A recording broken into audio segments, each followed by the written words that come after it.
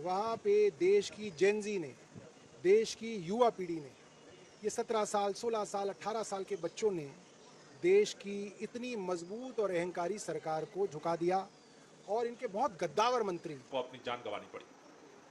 पिछले 1.5 महीने से इस गर्मी में, भीषण गर्मी में छात्र युवा सड़क पर है। सोनम वांगचुक को अनशन करना पड़ा 20 दिन। उन्होंने मांग किया शिक्षा मंत्री को हटाओ, उन्होंने उनको उठा करके गिरफ्तार करके हाउस अरेस्ट कर लिया। जिस तरह से पिछले 12 सालों में तानाशाही करके हर आवाज को कुचलने की कोशिश की गई, हर आवाज को अनसुनी की गई, मोदी सरकार सोचती थी कि हम उसी तरह से इस आंदोलन को भी कुचल देंगे। हर षड्यंत्र प्रधान जी ने बनाई थी ताकि देश में पेपर ईमानदारी से हो सकें। सारे के सारे पेपर लीक हो रहे हैं, तो धर्मेंद्र प्रधान जी को तो नैतिकता के कारण इस्तीफा दे देना चाहिए था, अगर उन्होंने भ्रष्टाचार नहीं भी किया था तो। प्रधान जी ने इस्तीफा भेज दिया है, आपकी प्रतिक्रिया? देखिए, इस बात का बहुत घमंड था कि भारतीय जनता पार्टी की सरकार है, यहाँ इस्तीफे नहीं हुआ करते।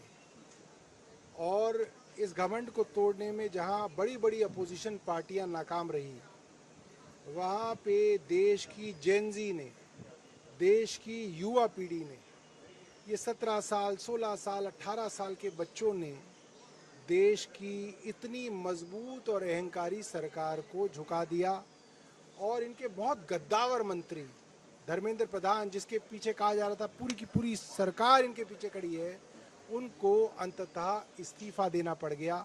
ये अपने आप में बहुत बड़ा मैसेज है और मैं इस देश की युवा पीढ़ी को नमन करूंगा कि जो हम लोग नहीं कर पाए, जो कोई नहीं कर पाया, वो इस युवा पीढ़ी ने कर दिखाया।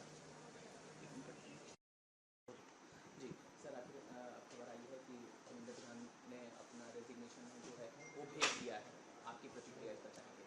देखिए, ये देश के छात्र युवा आंदोलन की बहुत बड़ी जीत है। जिस तरह से मोदी सरकार अपने जिद पर अड़ी हुई थी, नीट परीक्षा के दौरान पेपर लीक हुआ, पेपर लीक के बाद 22 छात्र छात्राओं को अपनी जान गंवानी पड़ी। पिछले 1.5 महीने से इस गर्मी में, भीषण गर्मी में छात्र युवा सड़क पर है। सोनम वांगचुक को अनशन करना पड़ा 20 दिन। उन्होंने मांग किया शिक्षा मंत्री को हटाओ, उन्होंने उनको उठा करके गिरफ्तार करके हाउस अरेस्ट कर लिया। 20 तारीख को बर्बर लाठीचार्ज किया, दमन किया, आंसू गैस के गोले छोड़े, लोगों के हाथ टूट गए, पैर टूट गए, सर फूट गए।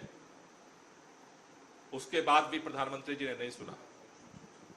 अब जब पूरा आंदोलन देशव्यापी बन गया है, आज मोदी सरकार के अहंकार को झुकना पड़ा है और देश के छात्र नौजवानों की ये जीत हुई है। एक साफ संकेत है कि अब देश करवट ले रहा है। जिस तरह से पिछले 12 सालों में तानाशाही करके हर आवाज को कुचलने की कोशिश की गई, हर आवाज को अनसुनी की गई, मोदी सरकार सोचती थी कि हम उसी तरह से इस आंदोलन को भी कुचल देंगे। हर षड्यंत्र किया, लेकिन देश के छात्र युवाओं ने उस षड्यंत्र को फेल किया और अंततोगत्वा मोदी सरकार को झुकना पड़ा है। ये बहुत बड़ी जीत है, देश के लोकतंत्र की जीत है, देश के संविधान की जीत है, जंतर मंतर की जीत है, देश के युवाओं की जीत है।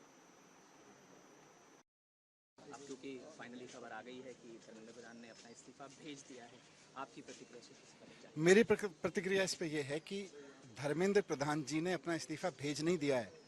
देश के बच्चों ने, देश के छात्रों ने धर्मेंद्र प्रधान जी से इस्तीफा ले लिया है।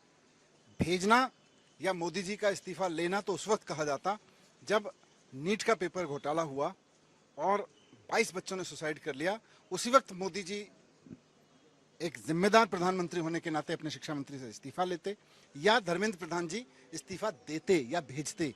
आज तो देश के बच्चों ने, देश की जेनजी ने प्रधानमंत्री को, अहंकारी प्रधानमंत्री को मजबूर किया है कि वो अपने भ्रष्टाचारी शिक्षा मंत्री को उसके पद से हटाएं, उससे इस्तीफा लें। सर, क्योंकि पेपर लीक को लेकर पूरा ये आंदोलन शुरू हुआ, जेन जी का आपने जिक्र भी किया, क्योंकि आप स्टेट के भी शिक्षा मंत्री हैं, तो कैसे इस पूरे जो इस आंदोलन को देखते हैं? आपने कहा सफल हुआ है ये आंदोलन, जैसा कि हमने सुना पहले। देश में एक बहुत बड़े पैमाने पर शिक्षा क्रांति की जरूरत है। पेपर लीक घोटाले से मुक्ति, पेपर लीक माफिया से मुक्ति उसका पहला कदम था, जिसको इस देश के जेनजीज ने 4 कदम आगे उठा के, लाठी खा के, अहंकार को झेल के बारिश में, उमस में आंदोलन करके जीता है। ये पहली जंग जीती है, लेकिन शिक्षा सुधार का आंदोलन इससे जन्म लेगा। मैं समझता हूं कि आज से 5-10 साल बाद जब भारत में बड़े बड़े शिक्षा क्रांति के काम हो रहे होंगे, बड़े बड़े एजुकेशन रिफॉर्म हो रहे होंगे, सारी दुनिया से आगे भारत निकल रहा होगा 10 साल में एजुकेशन में, उस वक्त इस आंदोलन को एक नींव के पत्थर के रूप में देखा एक जाएगा। आखिरी सवाल ये, जो उन्होंने लेटर लिखा जो रिजिग्नेशन में, उसमें उन्होंने ये जिक्र किया कि उन्होंने अपने कर्तव्यों से कभी मुंह नहीं मोड़ा और तमाम बातें भी लिखी हैं, क्या कहेंगे? नीट का पेपर ईमानदारी से कराना धर्मेंद्र प्रधान जी की जिम्मेदारी थी। सीयूईटी का पेपर, सीबीएसई का पेपर ईमानदारी से कराना धर्मेंद्र प्रधान जी की जिम्मेदारी थी। National testing agency Dharmendra Pradhan जी ने बनाई थी ताकि देश में पेपर ईमानदारी से हो सकें। सारे के सारे पेपर लीक हो रहे हैं, तो धर्मेंद्र प्रधान जी को तो नैतिकता के कारण इस्तीफा दे देना चाहिए था, अगर उन्होंने भ्रष्टाचार नहीं भी किया था तो।